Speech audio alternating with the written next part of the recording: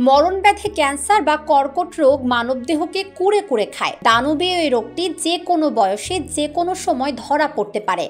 তবে বিজ্ঞান বলছে জন্মের আগেই বলে দেওয়া যাবে ক্যান্সারের আশঙ্কা আছে কিনা। অবিশ্বাস্য মনে হলেও এটাই সত্যি। কিভাবে সম্ভব ভাবছেন তো?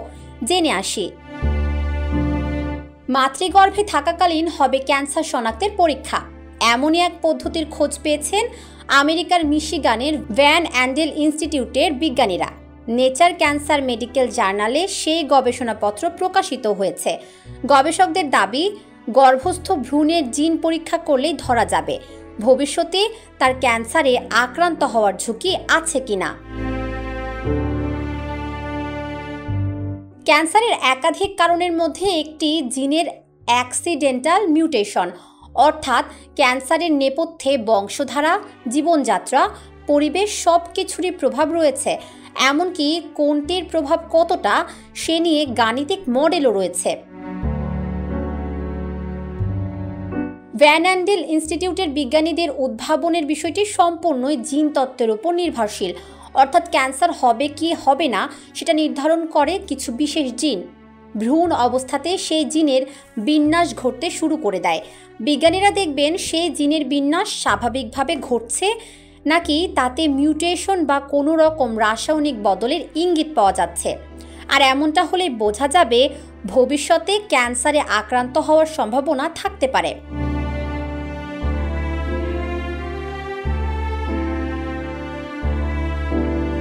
গবেষক জে অ্যান্ড্রিউ পসপিসিলিক এই ব্যাপারে জানান, একদিনে যে জিনের বিন্যাসে বড় সড় বদল ঘটে যাবে তা কিন্তু নয়।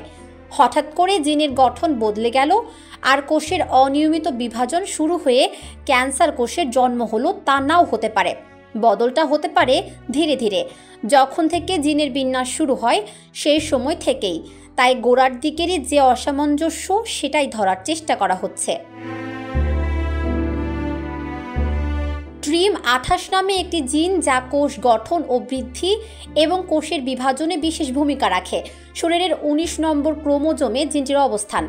বিজ্ঞানীরা বলছেন জিনটিকে যদি ভ্রূণ অবস্থা থেকেই পরীক্ষা নিরীক্ষা করা হয় তবে ভবিষ্যতে সেটিতে কি কি বদল আসতে পারে এবং ক্যান্সার হওয়ার আশঙ্কা আছে কিনা তা ধরা যাবে। তাদের মতে বিশেষ জিনটি স্টেম কোষের গঠন ও বিভাজনে ভূমিকা নেয়।